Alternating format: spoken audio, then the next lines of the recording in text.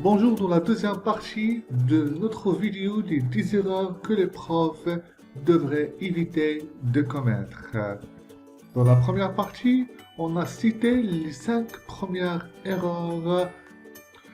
Donc, l'erreur numéro 6, c'est de travailler beaucoup, ou travailler d'une façon non organisée, ou travailler d'arrache-pied. Au fil des années, la profession d'enseignant s'est alourdie et complexifiée.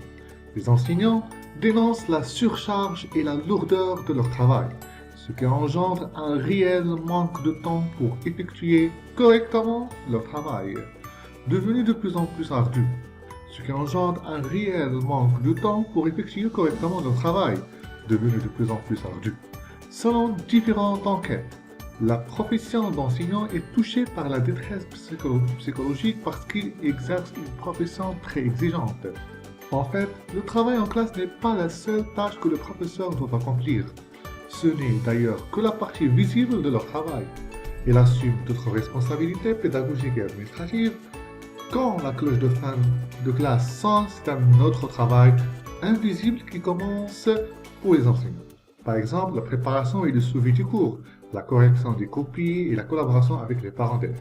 Donc, les enseignants doivent travailler plus intelligemment et plus efficacement afin d'éviter un épuisement professionnel. Je souhaite vous donner quelques conseils à cet effet. Premièrement, priorisez vos tâches pédagogiques et administratives par ordre d'importance. Aussi, on parle de time management. Essayez de rester organisé. Plus que vous êtes organisé, plus que vous avez de temps à d'autres tâches. Apprenez à dire non et fixer des limites. Le fait de dire toujours oui présente un défi très important pour les enseignants et pour même les professionnels. Donc, apprenez à dire non lorsqu'ils méritent de dire non. Déléguez vos tâches. L'art de délégation, c'est très important. Le septième erreur, c'est de rester isolé de la communauté scolaire. Il n'y a rien de pire que le fait d'être isolé de la communauté scolaire. L'enseignant a besoin d'échanger ses points de vue, ses expériences et ses problèmes avec les autres enseignants. Seul, on est très limité, frustré, stressé et impuissant. Donc, demandez de l'aide à vos collègues ou profitez de l'évolution de l'Internet pour rencontrer d'autres professeurs comme vous. Je vous propose quelques idées pour ne plus rester isolé. Donc, par exemple, prenez soin de vous et des autres, communiquez avec les autres, créez des liens, dites bonjour et discutez avec vos collègues, créez des sujets d'échange. Assistez à des rencontres pédagogiques. Il y a beaucoup de groupes en Facebook qui traitent le sujet pédagogique. Dans des forums, discuter, même participer à des conférences, pourquoi pas. Convoquez ou participez à des réunions informelles avec vos collègues pour trouver des solutions aux problèmes pédagogiques. Par exemple, comment gérer un élève difficile, comment traiter une situation pédagogique qui nécessite un peu de savoir, comment gérer le conflit au niveau des enseignants, comment gérer le conflit avec le staff administratif, comment je peux améliorer le niveau d'un étudiant, d'un élève. Donc il y a beaucoup de sujets qui méritent d'être discutés et avec l'échange, on peut augmenter notre niveau, bien sûr. Donc un travail coopératif au sein de votre établissement vous aide à ne plus rester isolé et à développer vos compétences professionnelles et même relationnelles. En fait, la coopération au sein du corps professionnel n'est pas une fin en soi, mais un bon mécanisme pour mieux accomplir votre travail. Rappelez-vous que les pratiques évoluent et qu'un mur ne se fait pas avec une seule pierre. Huitième erreur, c'est faire tout ou d'être le one-man show. What's mean one-man show?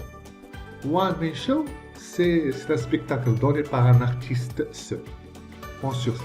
Donc, il arrive que les professeurs fassent leur one-man show, entre parenthèses, en parlant 100% du temps. Cette communication nécessite bien sûr un effort considérable de la part de l'enseignant et une attention soutenue des élèves.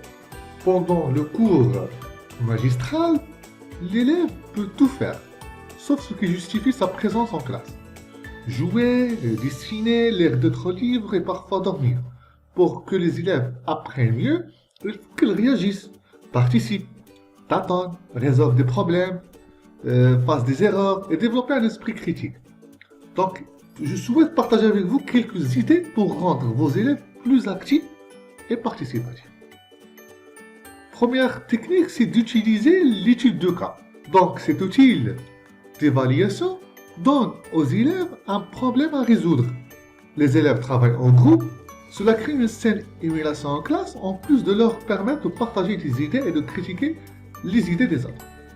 Aussi, on peut parler ici des jeux de rôle, où l'enseignant crée un scénario et invite les élèves à y participer dans toute la classe. Ou un projet de classe, un projet de groupe. Il y a beaucoup d'idées qui peuvent aider l'enseignant à partager le temps pédagogique avec les élèves. Et c'est très intéressant. L'erreur numéro 9, c'est trop d'examens. Les évaluations ont été détournées de leur finalité originale. Ils sont utilisés comme des statistiques comparatives au lieu d'être un outil pour aider l'enfant dans son cheminement et permettre aux parents de suivre le développement de son apprentissage. Donc les chiffres sont devenus plus importants que l'apprentissage lui-même. Lorsqu'on parle des élèves de primaire qui passent des examens chaque mois ou chaque mois et demi, c'est beaucoup, vraiment c'est beaucoup. À titre illustratif, ils passent des examens du ministre, de la commission scolaire, des examens régionaux. Donc les questions que les enseignants doivent poser sont: est-ce qu'on évalue adéquatement? L'erreur numéro 10 et la dernière erreur, c'est divulguer les données personnelles. Les enseignants ont accès à un grand éventail d'informations sur les élèves et leur apprentissage. Tout simplement parce qu'ils passent un bon nombre d'heures avec eux par semaine. Parmi les documents comportant des données personnelles, on compte le dossier scolaire de l'élève. Ce document contient le nom, le numéro d'élève, l'adresse, le numéro de téléphone des parents, le sexe, la date de naissance, les dates d'inscription et de transfert, les noms des parents ou des tuteurs, ou les deux. Il contient aussi les bulletins scolaires. Donc les enseignants doivent garder ces données confidentielles et prendre des mesures internes afin d'en garder la confidentialité et de prévenir toute atteinte réelle ou potentielle à la vie privée des élèves. Je vous cite un exemple de violation de la vie privée des élèves, par exemple les notes. Les notes d'un élève baissent à cause du divorce de ses parents. Donc, le fait d'informer notre enseignant ou le directeur pour donner plus de conseils et offrir du soutien à ses enfants peut être acceptable. Toutefois, partager la même information dans un cadre autre que l'espace scolaire pourrait être considéré comme une violation de la vie privée d'un élève. Et peut entraîner une amende et des poursuites judiciaires selon les lois de chaque pays. Donc, les parents ont le droit de poursuivre l'école pour violation de la vie privée de leur enfant. Fort de ces conséquences, l'enseignant doit respecter quelques conseils. Obtenez seulement les renseignements nécessaires pour faire votre travail. Expliquez pourquoi vous avez besoin de ces renseignements et comment vous allez les utiliser.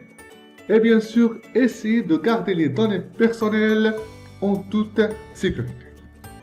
Donc, voici les 10 erreurs que les profs devraient éviter de commettre.